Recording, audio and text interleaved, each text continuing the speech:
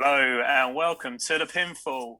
Today's episode is a WrestleMania 37 preview and prediction show. My name is Wilbs and I'm joined by Jordan. Hi, Jord. Hello, Wills. How you doing? Good. And joined by the new daddy of three, Barnsey. Congratulations, mate. How you doing? Yeah, good, mate. Fitting this into a busy schedule with a new arrival, coming a couple of weeks early. But I'm glad she's here because now I can do the night shifts and basically live in American time zone for the week doing WrestleMania and all its activities. A nice one. Well, like Stone Cold Steve Austin, I've got myself a beer to toast you. So congrats, mate.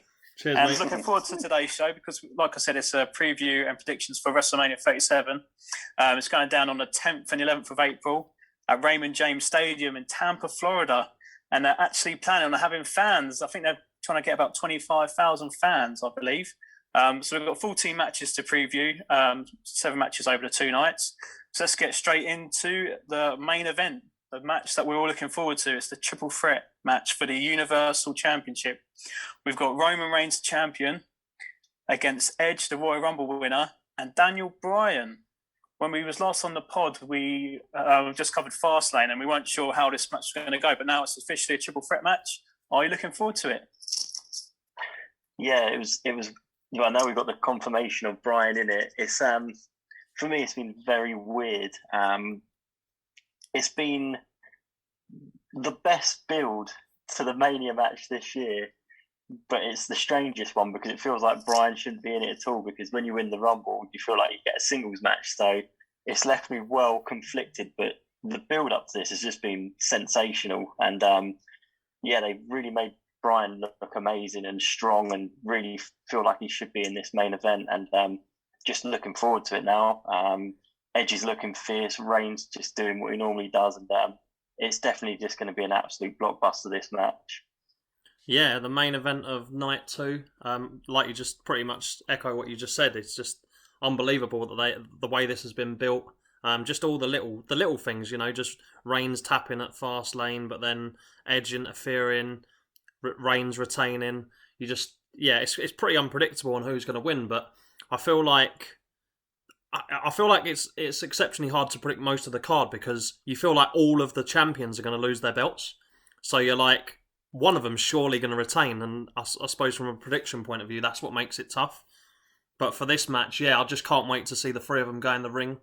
And they've all got like emotional background stories. Obviously, Reigns getting over his battle with leukemia, Edge and Bryan coming back from career, threatening injuries, and Edge especially, pretty much being out for a year, obviously after coming back last year. So there's like little backstories to it as well.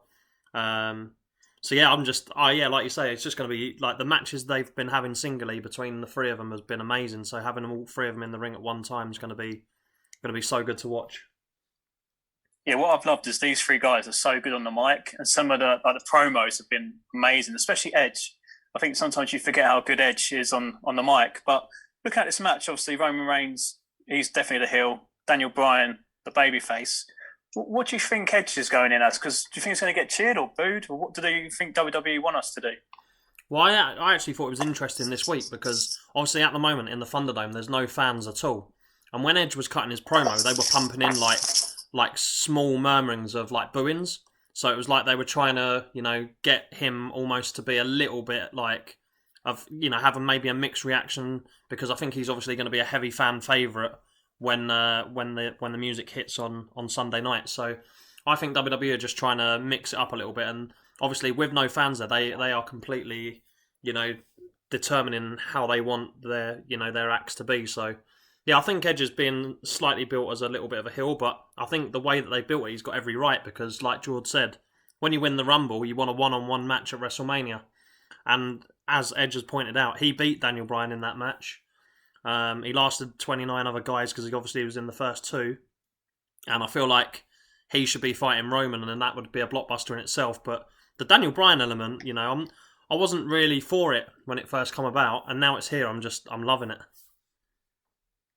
Yeah, it does feel like Edge is going in as a bit of a tweener, where we've had these people like this in the past where they're going to do heelish things, but the fans are just going to lap it up. So I imagine if he if he wins this match, he's going to definitely get a cheer from the crowd. I imagine it's what the fans in the stadium will want to see as well, and it'd be an absolute buzz for him as well. Having the Rumble win behind the Thunderdome, so to have a returning WWE Universal Championship win in front of crowds would just be buzzing for him. I wouldn't be surprised as well if Roman Reigns gets a few cheers. I think people are liking this new character, so it's going to be good. I think, especially in front of the fans, I think it's going to be a really, really good match. One I'm really looking forward to, actually. So let's get our predictions down for the first match, the main event. Who are you going for to win? I'm happy to stick my neck out on the line first if you want. I just think when you win the Royal Rumble, there's not many winners that don't go on and win the main event of WrestleMania. So, I'm going to go for Edge. Yeah, I think I'm in agreement with you. I think Edge is going to win it for me. I'm surprised you didn't go for Bryan Barnesy with your hair and beard at the moment. I thought you were getting your cosplay ready for Mania this week. But I'm with you on Edge. I think it's too good not to give it to him. Yeah, I think I'm going to make this a clean sweep as well. I've just got a feeling that Edge has been going on this journey. It's been 10 years. It's his comeback. And I think he's going to win. And maybe like you said, I think we're all sort of thinking it. Maybe Daniel Bryan's in the match to take the pin. Yeah. On Raw this week, throughout the show, really, they were sort of hammering down that Bobby Lashley versus Drew McIntyre will be the main event of night one. So let's cover that one next. Are you looking forward to this match? Bobby Lashley, the champion, taking on Drew McIntyre, the challenger. Yeah, I'm really looking forward to this one. Actually, I think it's going to be a great match. Obviously, they've had a feud whilst they were both in TNA together, which I think has got a lot of the internet talking this week again about how good some of their matches were. I think it's been built pretty good as well. I think Raw, in a way, has been a little bit handicapped because both of the Royal Rumble winners this year come from SmackDown. So that automatically gives them a starting place and somewhere to start their feuds. Whereas Raw's had to go off and try and develop storylines on their own. And it's been a little bit of a weird build because we've had like the change of champion from Drew to The Miz, basically to get it to Lashley. And when that first happened, I was thinking that they'd done that so that Drew could win the title back in front of fans and give him his moment that he potentially should have had last year. But like the recent, the last couple of weeks on Raw where they split up the Hurt Business, it's bloody hurt me, that has, because they were one of the best things that were happening on Raw, and to split them up just seemed like such a strange decision, and I still don't really get why they've done it. But yeah, in terms of the two guys, I think that I love Drew's promo on Raw last night. Just emotional. He's talking about his mother, his chemotherapy, just like really saying that he's battled all the way throughout his whole life to have this opportunity again. And he's obviously one from this side of the pond, so I think you automatically get behind him, even though he's a Scot. But yeah, I'm looking forward to it. To answer your question. Yeah, I think what Drew does so well is I think if you haven't seen his Broken Skull sessions, he talks about it on there where he has been leading the charge as sort of the champion throughout a lot of the pandemic. He talks about going on Twitter and using things he sees to fuel his promos. And the main event of night one thing, I think, started because there was a lot of Twitter reaction to having Banks and Belair as the night one main event. And he sort of took it on and then used it in his promo, like saying how this was the main event. So he's so clever like that. And he's been a joy to watch since Mania to Mania. Same with the Hurt Business. It's just definitely the Raw main event.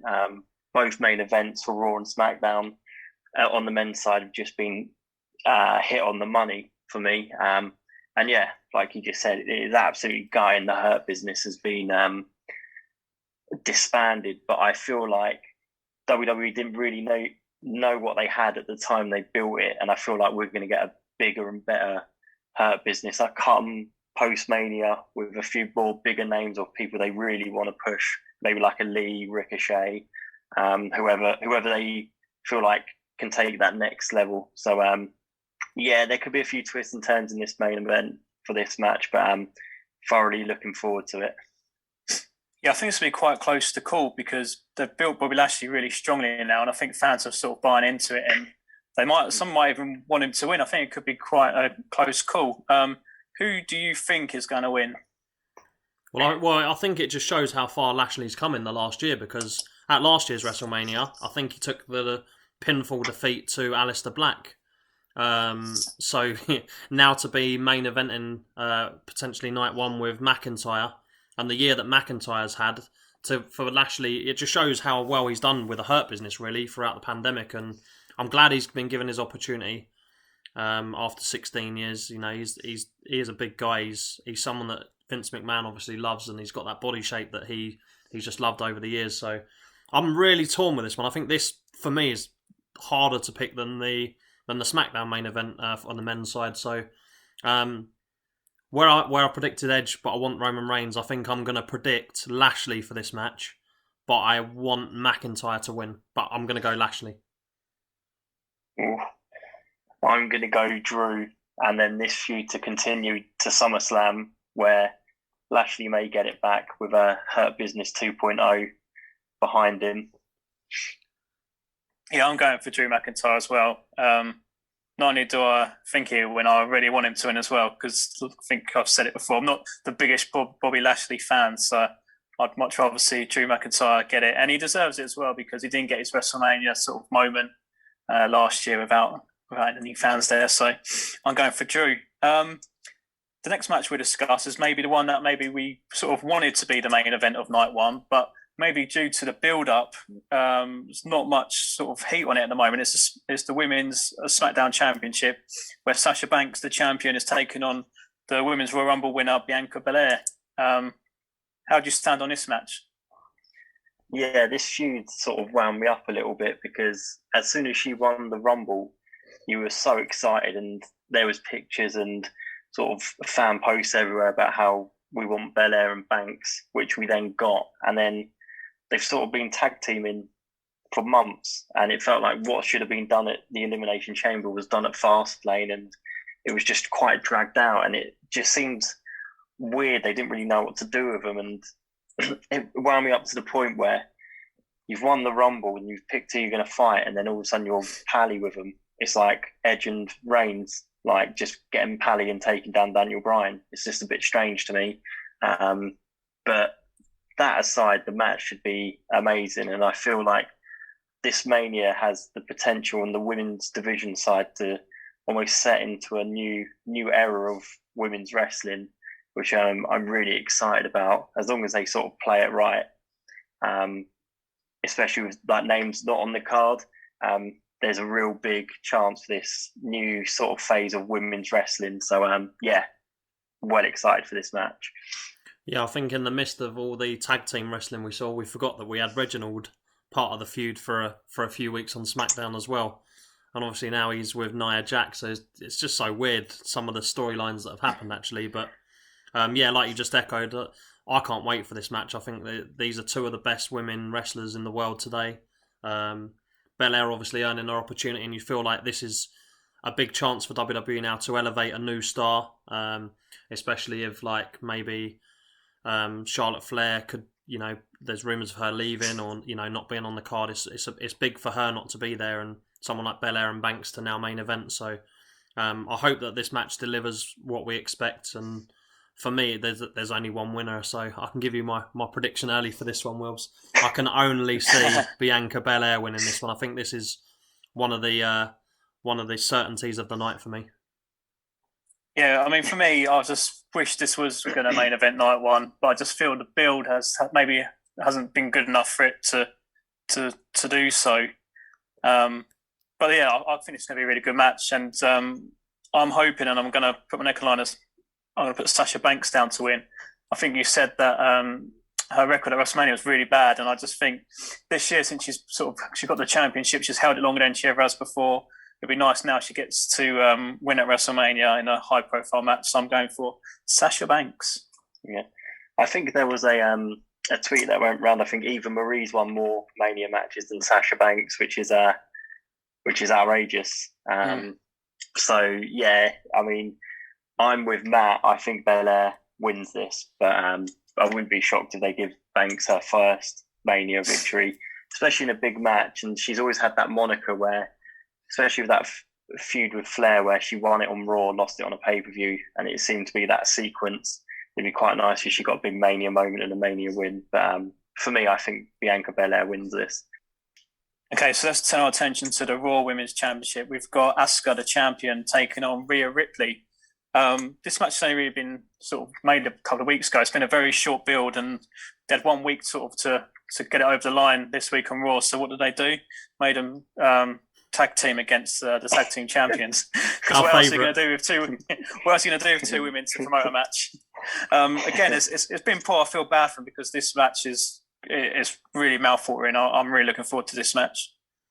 Yeah, I can't wait for the match. Like you say, it's been a shoddy build-up, but similar to what I mentioned earlier with Raw being a little bit handicapped, I do sort of feel sorry for them again in the women's division, because obviously Charlotte Flair's not been around. There's obviously rumours about her and Andrade pregnancy. That we've had the whole spill, haven't we, in the last couple of weeks?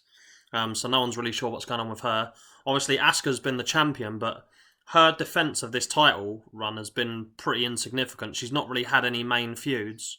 And I suppose in the build-up to Mania, there was almost uncertainty as to whether she was going to even make the card because of the incident that happened with Shayna Baszler concussing her, 3-4 weeks ago now. But there was a rumor that Lacey Evans was going to win the title off her, but obviously she's pregnant in real life, so I'm guessing they've probably had to change their plans quite a lot. So you've had the champion out, potential title changes with Lacey Evans, Asuka being concussed and losing her front teeth, Rhea Ripley only becoming on Raw the night after Fastlane, so it's been they haven't had a lot of time to let this one build. And I'm sort of like thinking this one's going to be pretty hard to predict because Asuka is now going into a match where I thought when she was undefeated, when she fought Charlotte Flair, she was going to win that match. And obviously they took that big moment away from her. And Charlotte Flair also ruined Rhea Ripley's sort of run last year, to which Rhea's sort of, for me, not really ever recovered from yet. So this one sort of, hangs in the balance. It depends what way, I feel like if they were to make Asuka win, it would be her first sort of major win, and it would be something that they could continue the feud. But you feel like Rhea Ripley was almost robbed of a WrestleMania moment last year, and this could be her big moment again, breaking through. But then, are they going to have Belair and Ripley both winning? I'm pretty mixed with this one. Yeah, I think like you just said with Ripley, hasn't recovered from last Mania with Charlotte. I felt like that was true until this Rumble where she come out and it felt like a clean slate.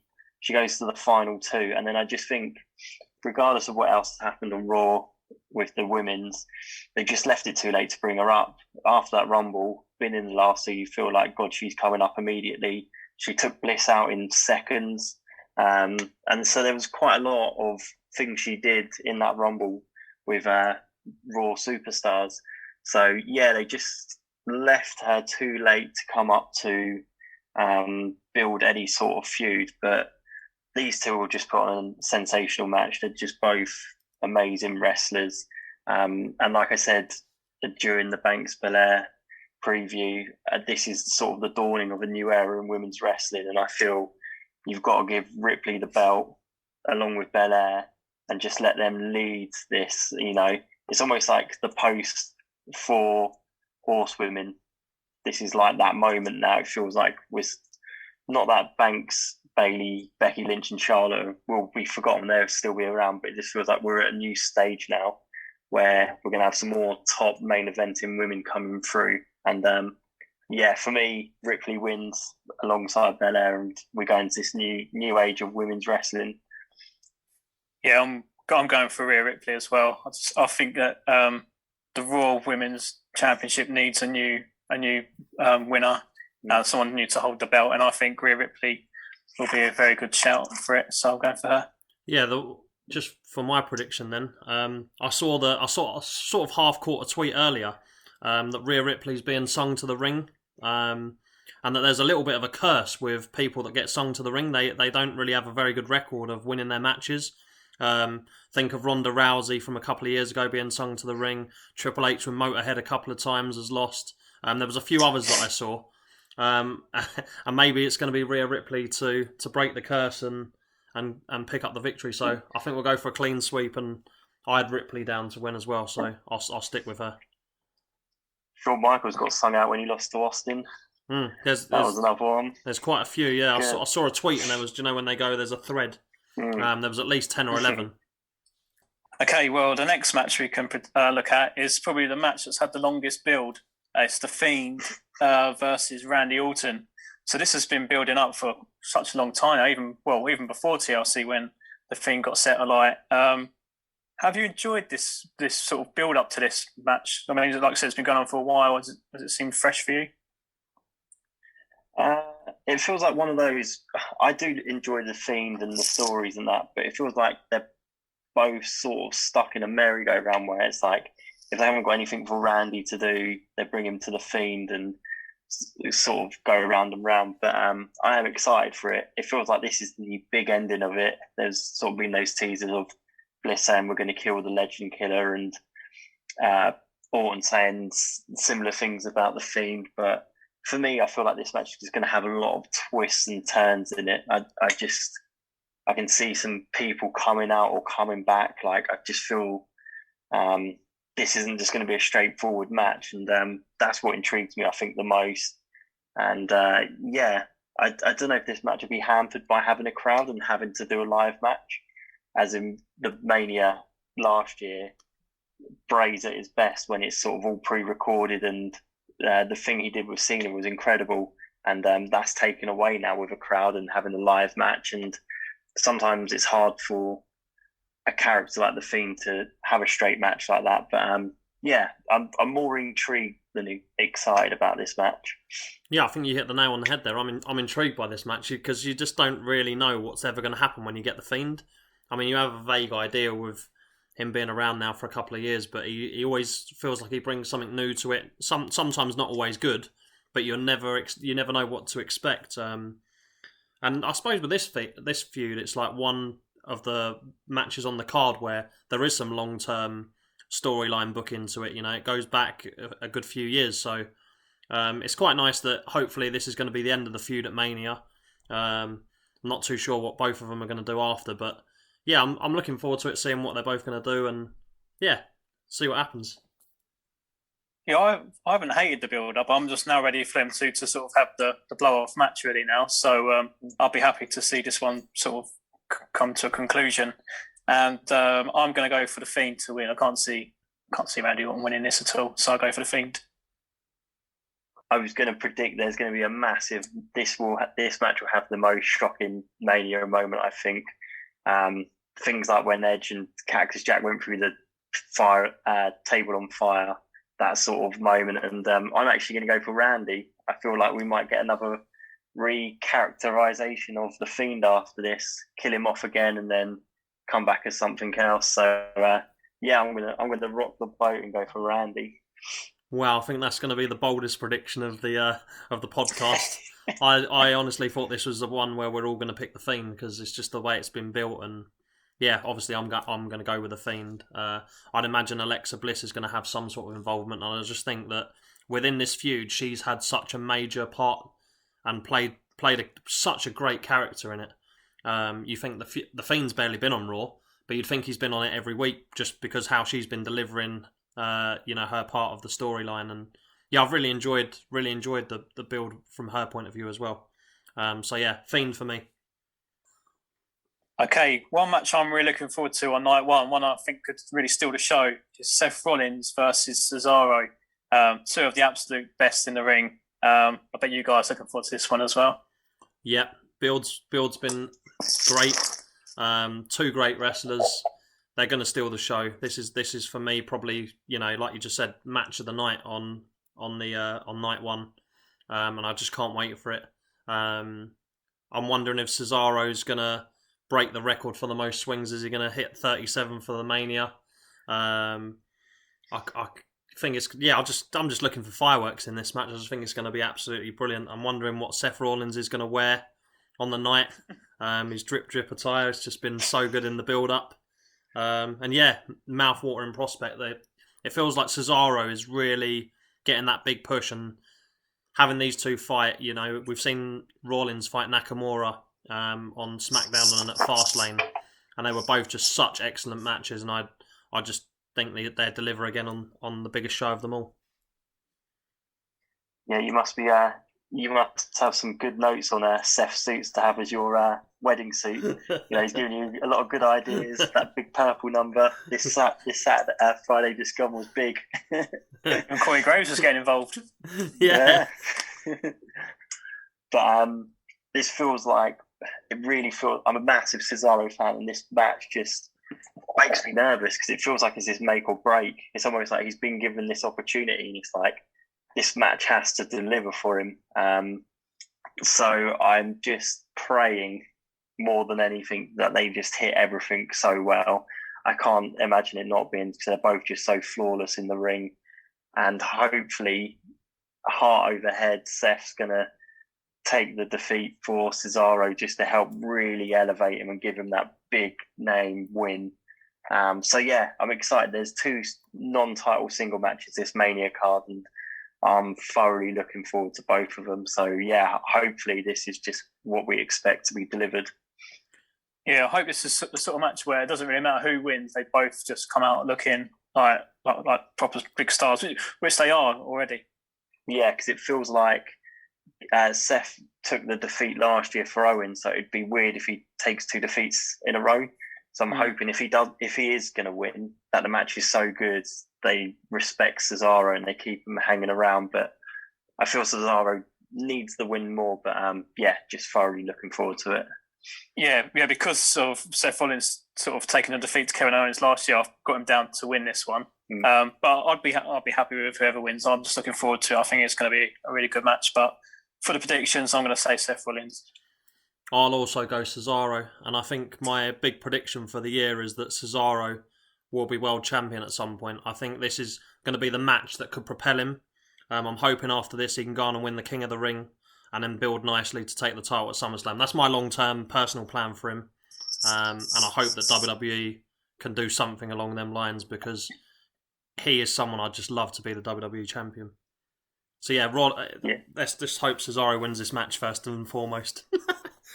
Yeah, I'm going with my heart as well and saying Cesaro, heart over head. He can do it, the Swiss cyborg. Well, there's another, like you touched on, another non-title match we're really looking forward to. It's on night 2, this one, and it's 2 of the Pinfall's favourites. It's Kevin Owens versus Sami Zayn. And Sami Zayn's got Paul Logan in his corner. I'm not sure how that's going to play out. But again, these 2 are quality wrestlers, and I'm really looking forward to this match. I mean, this match, ever since NXT, it feels like a long time coming. These 2 are just so good. And I love them both. Watching Friday, just watching Sami Zayn dances as Logan Paul comes to the ring just killed me, and he just makes me die his character at the moment. And I love Owens as well. I'm so tempted. It's 25 quid on the WWE shop. KO Mania 5, I think it is now. So tempted to buy it. So nice t-shirts, aren't they? Yeah, I love them. I'm half tempted to get them all. But yeah, it's just hopefully we get the proper in-ring Zayn we all know and love, and they just tear the roof off the place, because they just have such chemistry and they are so good. And a bit like Cesaro, I'm hoping this match sort of elevates Zayn to that next level. A bit like Kurt Angle, he's been really funny recently and he's not scared to do those things. But if we could get a bit more serious Zayn as well, and show that he could be a world champion or future world champion as well, would be, well, for all 3 of us would be massive, and one we'd all welcome. Yeah, this is just a WrestleMania match we've probably wanted for years. I'm so happy it's finally going to happen. One thing I really enjoyed about SmackDown was that trailer that Sami Zayn put out. How good was that? I mean, it was just excellent what he was doing in the ring. I think we talked about people we loved on the mic earlier, and he is one of the best in WWE. My God, he's just absolutely superb. I thought he was like a little bit star-shocked by Logan Paul, actually, because he was sweating profusely. He was doing what I'd do if I was in the ring, I'm sure. But he was looking properly hot. And yeah, I just love Kevin Owens. He talked last year about throwing himself off of the the ship that's in the what's it called, the Raymond James Stadium. So I think there'll be some outrageous things that happen in this match as well, and for a non-title match as well, just like the Rollins Cesaro match, this could steal the show again. I'm just so looking forward to both of these matches, and let's see what they can deliver on, again, the biggest stage of them all. Yeah, this match is a future Mania world title main event caliber match. So to get it on a Mania as the non-title, it's something we could all just take as a pleasure. Yeah, so who are you going for then in this match? Who's going to go first? Yeah, I'll go for. I think Kevin Owens will win and get the pinfall. As much as I really, really want Zayn to win, I think that it will just be won by Kevin Owens. Yeah, I'm going for Kevin Owens as well. I feel like he might have a big SummerSlam coming up, and Sami Zayn's okay at the moment. He could do the win, but if he doesn't, he can knock it down to his conspiracy. So add to Kevin Owens for me. It'll add to his premiere coming out. Yeah, I'm going for Kevin Owens as well. Like George said as well, I really hope that Sami Zayn is sort of left to sort of wrestle and not sort of do the sort of character sort of like heelish sort of scaredy cat sort of gimmick. But I'm going for Kevin Owens to win this match.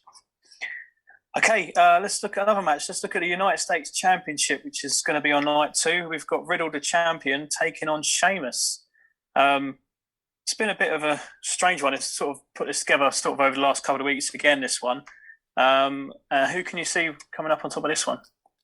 Yeah, this one I think they've really rewarded Sheamus and given him a title opportunity, because he's been so good on Raw since the start of the year. He's almost probably been one of my favourites on the brand, and I think we spoke at the end of Fastlane that it could have been potentially Sheamus that held the belt and maybe lost to Drew instead of Bobby Lashley. So I think that they've rewarded Sheamus and got him on the card in a title match for his hard work, and I'm really pleased that he's going to be there. I think he really deserves it, and again, he's someone from this side of the pond, so he gets my back in all the way.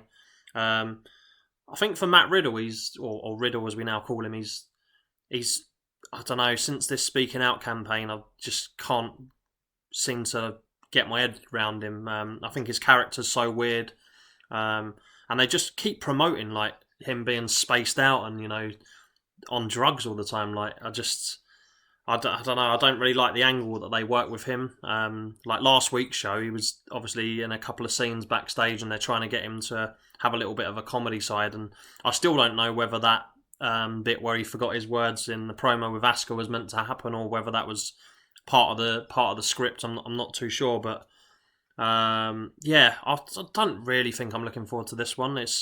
I'm just hoping that Sheamus is going to kick his head off and win the belt, to be honest.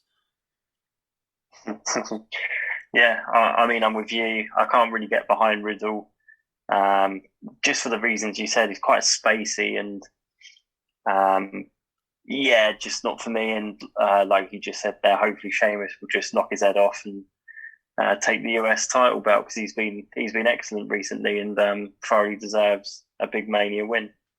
Yeah, Riddle's presentation since he's been up on the main sort of roster has been a bit weird, and it's got even weirder now when he flips off his flip flops and the birds come out. I mean, it's just cringy, and I'm not a massive fan of Riddle, even really back to his NXT days. I thought he was okay, but he's always been rated a bit higher than maybe I would. But for this match, I'm gonna go for Sheamus because I think he deserves it. He's had a really good year, and definitely deserves to have a title win at WrestleMania. So I go Sheamus. Cool. Even though I said I want Sheamus to kick his head off, I think that because I've predicted so many other title changes, I don't think they're all going to change hands. So just on purely that principle, I'm going to predict Riddle. But I hope and pray that Sheamus wins. But I'm going as my prediction, Riddle. I thought that was going to be the clean sweep. Like you said about The Fiend, I thought everyone would have Sheamus on that one.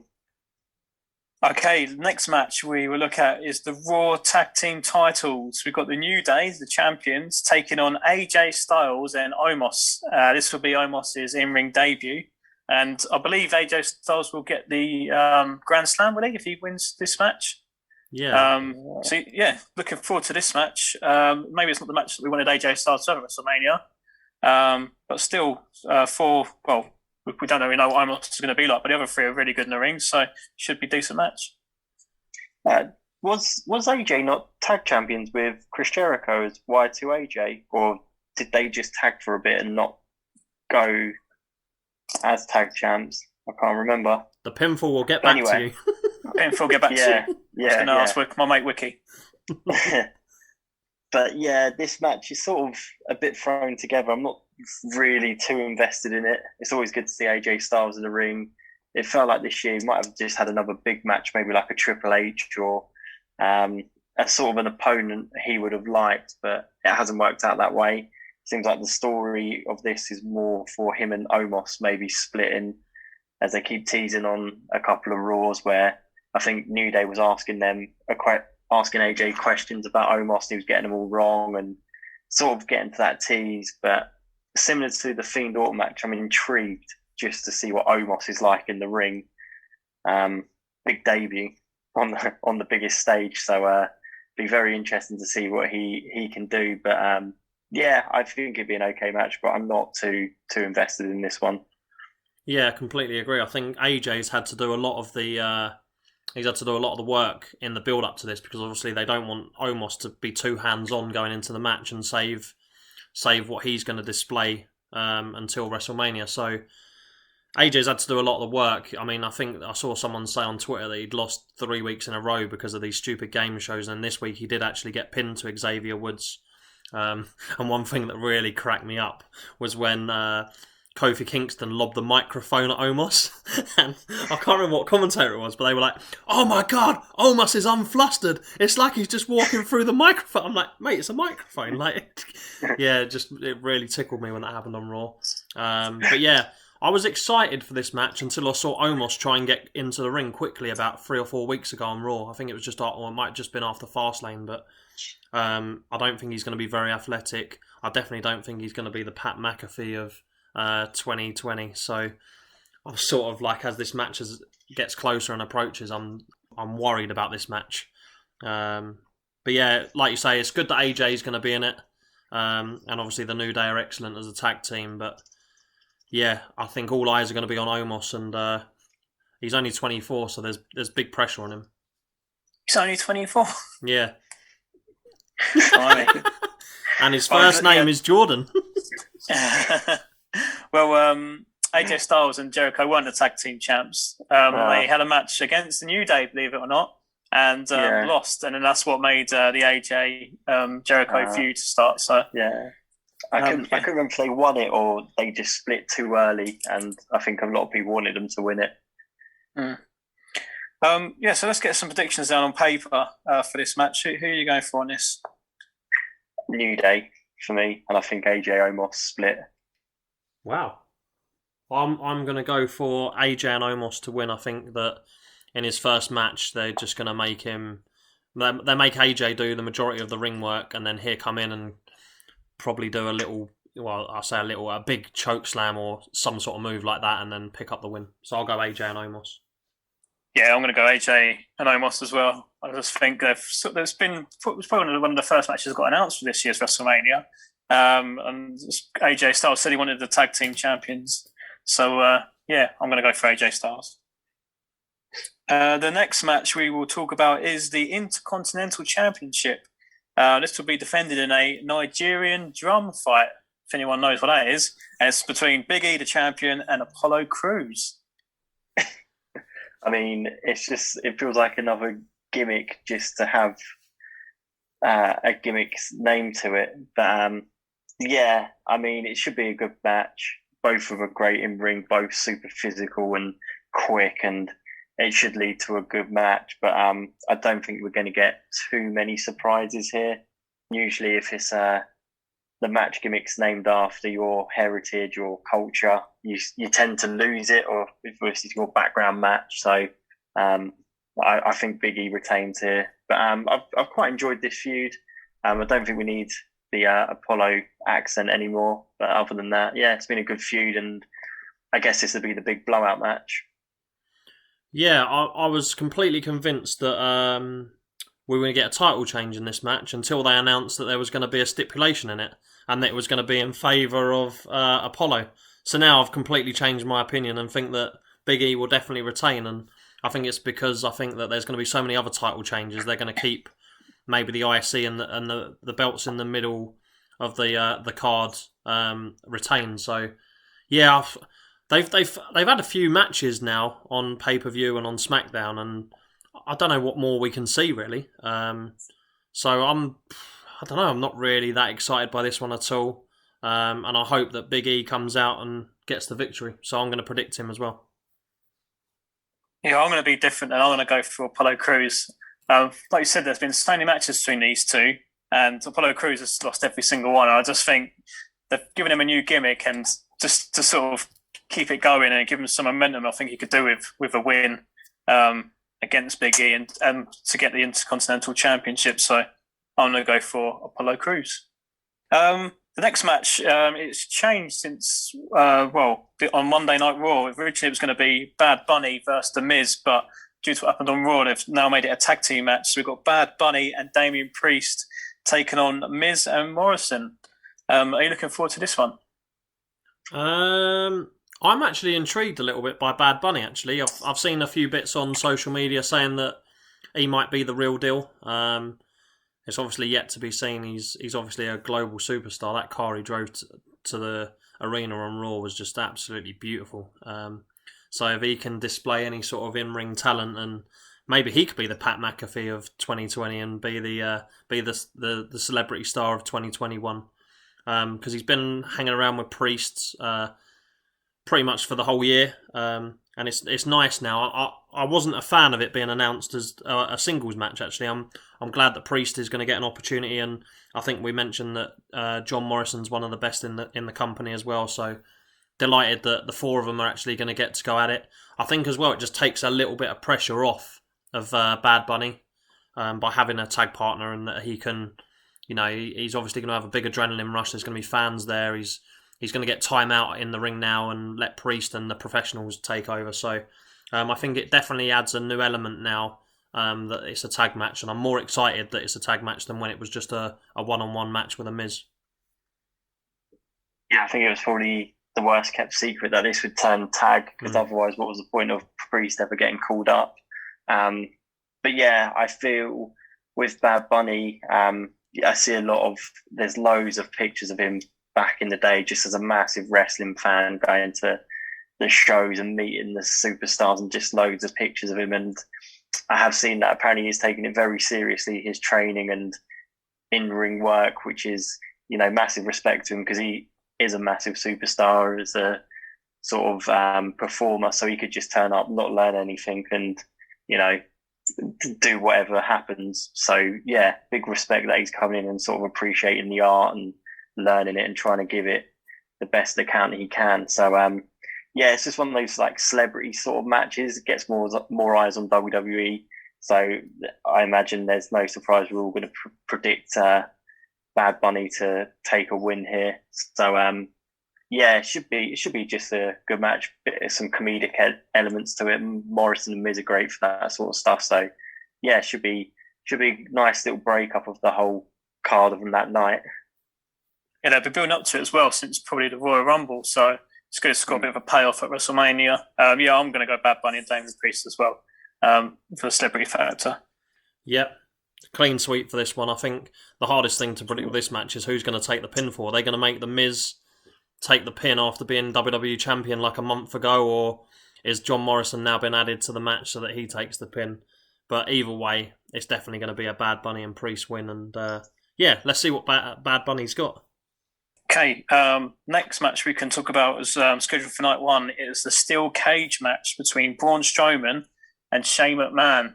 I think we said it on the last podcast. We weren't really a big fan of how this was sort of made and built about, but I'm looking forward to seeing what they're going to do inside the steel cage match, because Shane McMahon is a crazy guy. Yeah, I mean, that's the one exciting element about this match, is what is Shane going to do when he puts the prayers up, saying something crazy is coming. But yeah, I was sort of in there hoping this match was at Fastlane, so it was over and done with, and didn't make its way to Mania, but here we are. I'm seeing a lot of rumours or a lot of talk about Dabu Kato somehow getting involved in this match, which is quite interesting to come and help Shane, because I think he had altercations with Braun when they had the underground going. So it sort of brings a lot of long-term booking into it, which would be quite interesting if he did like what the Big Show did and come from under the ring, or just comes out and sort of help Shane. It feels like it's going to have that sort of element to it, because otherwise Shane and Braun in a steel cage match, Braun will just eat him alive. So yeah, again, it feels like it's going to have a few twists and turns to it. So I am just looking forward to maybe seeing that, and then just whatever Shane does, probably a shooting star from the top of the cage or something absolutely insane. Wow, a reference on the pinfall to St. Valentine's Day Massacre 1999 there. Wow. That's some shout, that is, George. Yeah, I've not heard any of them rumours, but just from hearing you say it, that sounds like something that could happen, because you just feel like otherwise, on paper, this is just a squash match, isn't it? Like, they're in a cage, Shane's going to do something crazy, but either miss or, Braun's going to win. So, yeah, if there's some sort of element like that where there's a run-in, or, I mean, the way they've built it is that it's a cage match, so Shane can't run, so you'd imagine that, something is going to happen. And yeah, shooting star off the top, or he's going to jump off the cage through the announce table, which seems to be one of his favourite things to do.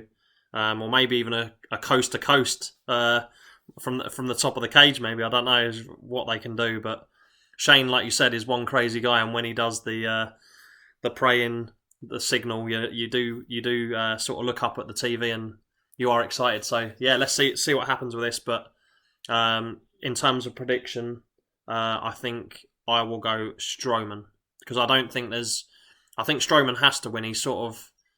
I don't think Shane winning doesn't add anything to his character. He doesn't really need to win. He's just going to take the loss at Mania for me. So yeah, I'm going to go Strowman.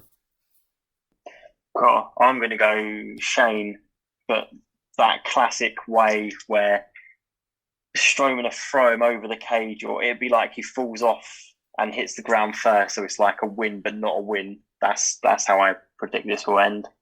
Yeah, I'm going to go for Braun Strowman as well. I think it could be a bit of a squash. And yeah, I think Braun Strowman's had a bit of a terrible year, really. When you think back last WrestleMania, he won the title. It's not really done too much sort of since, has he, really? So, I'll go Braun Strowman. We've got a tag team turmoil match on night one of WrestleMania. We've got 4 teams confirmed, which is Dana Brooke and Mandy Rose against Lana and Naomi, against Natalya and Tamina, against the Riott Squad, where the winners will face Nia Jax and Shayna Baszler on night 2. So we've been calling for sort of a match on night 1 to sort of blend into night 2. So we've got that. So that's a tick. Do you think it would just be these 4 teams, or do you think we might get another sort of team? Because we've seen Billie Kay sort of getting involved and handing a resume about. And Carmella seems quite interested on SmackDown. So do you think it would just be these 4? Do you reckon we could see another team? Obviously, we're recording this before the last episode of SmackDown, and them 2 are on that show. So I definitely think that to get more stars, I think we called for it, didn't we, after the Fastlane, where we were looking ahead to WrestleMania, that we wanted to see as many stars on the show as possible. And I think by not already having Bayley and Charlotte Flair, and obviously Carmella's not yet announced, but I think she could be, with, like you say, Billie Kay. I feel like, there could be more teams added. It'd be quite nice if Bayley, for me, could get a tag partner and get into the match as well, because she's been someone who's carried the SmackDown side of it for so long, with that record title run last year and just her performances in the ring and developing that new heel character. So I feel like she should be someone in the match. But if it was just solely to predict what's going on with the 4 teams that have been announced, I think that the long-term story planning with Lana and Naomi could pay off. Obviously, Lana's had a long-standing feud with Baszler and Nia Jax. And she sort of just recently started getting a little bit of an upper hand by winning the tables match against Nia on Raw, returning from sort of that arm or shoulder injury that she faced against Baszler and avenging a defeat against her. So I just feel like this could be one for the crowd where they could win the tag turmoil on night 1 and then maybe even win the belts on night 2, and then hopefully that'll then disband Baszler Jackson, they could be potential, challengers to fight Ripley on Raw. I'm so happy you took this match first because you gave a lot more information than I am about to give. Because my care for the women's tag division is just non-existent. The one good thing it has going for it is that it's actually something happening on night one that is going to then move over to night two, and I quite like that. I like that element of it, which would be good. It means hopefully we get some form of pop in the Turmoil. Whoever, I think there's a case for all of them winning it. There's been no real standout for me. So and then going into night two, I don't know. I just imagine they keep Baszler and Jax as tag champs because, like we've seen with Ripley and Asuka and Banks and Belair, they like to just throw them at these two heels, and they're probably the two biggest heels in the women's division. So I imagine for further women's title matches coming up, then they pair people together. It's easy to put them against Baszler and Jax, but hopefully that doesn't happen. They need to expand it and just really get that women's division flowing again. But this is not something I'm too eagerly awaiting, as you can tell. There's so many different things that could happen. We've only got these 4 teams, but they could make another 1 or 2 teams, really. I think it'd be great, personally, if they got the Iconics back together. Peyton Royce doesn't seem to be doing anything. She could get involved in this match with Billie Kay. And then, like Barnsley's touched on, there's no Bayley, which is an absolute crime. I was going to talk about it after we predicted all the matches, but we might as well bring it up now as we're talking about a women's match. How she's not on this card is, unless she's injured, it's just unbelievable. She's been one of the stars, male or female, over the last year, and to not even be rewarded with a match is unbelievable. So it'll be, if this is what she gets, then at least it's something. So let's try and predict then, just based on what we know already. I'm going to go for Lana and Naomi to win, but Jackson Baszler to retain on night 2.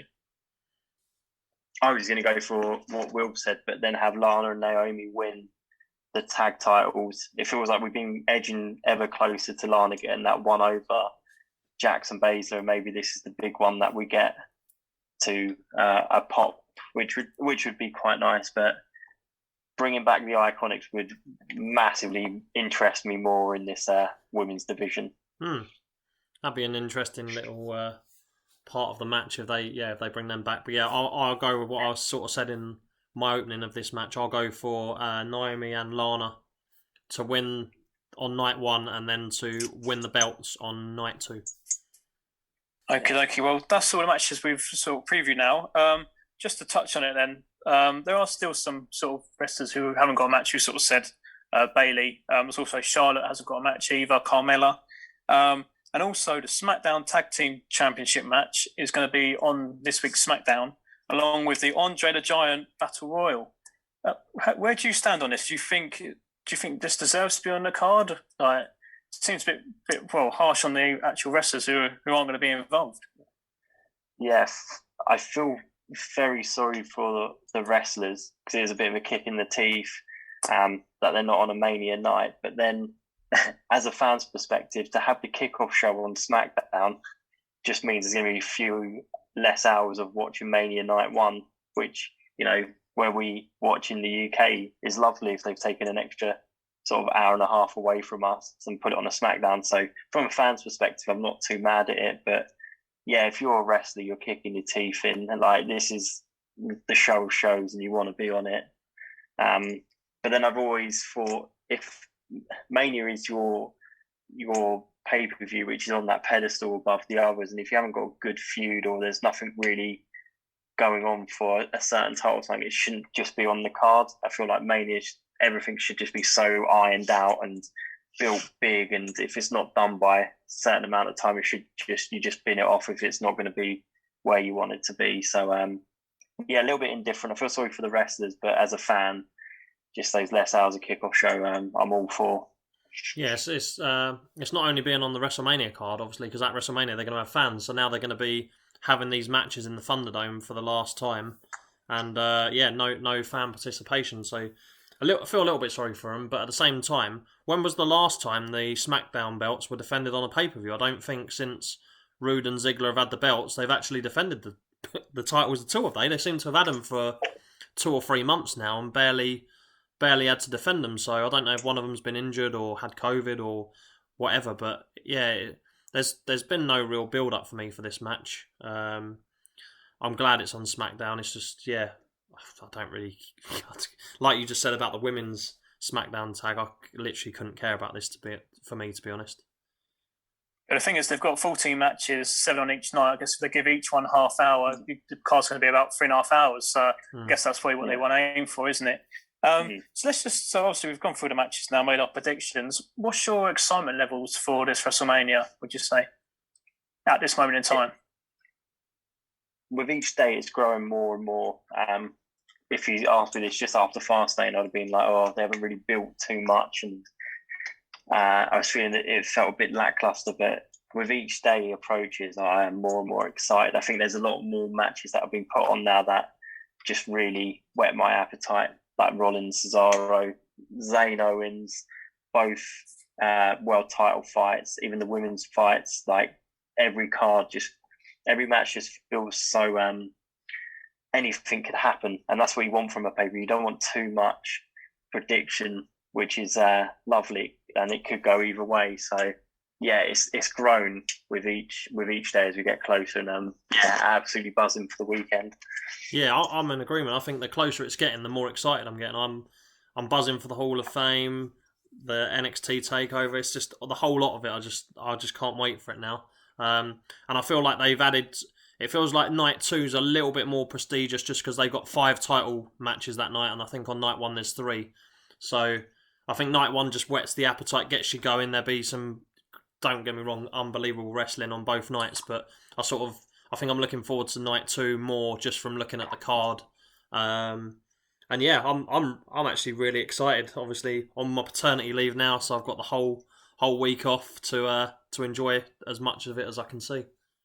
Do you think this WrestleMania is sort of missing sort of some of the big names? You know how some of the legends sort of come back because there's no, obviously, Undertaker's now retired. There's no Triple H, no Shawn Michaels, obviously, Brock Lesnar. None of them are involved.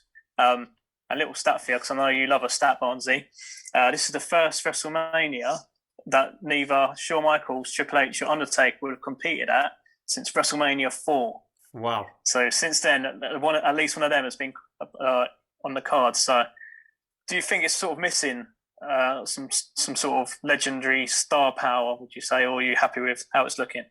I am happy with how it's looking, but yeah, when you put it like that, I mean, I'm one of Triple H's biggest fans. So if there was rumours earlier in the year that he might have fought AJ Styles, and that was just one I was just praying was going to come off.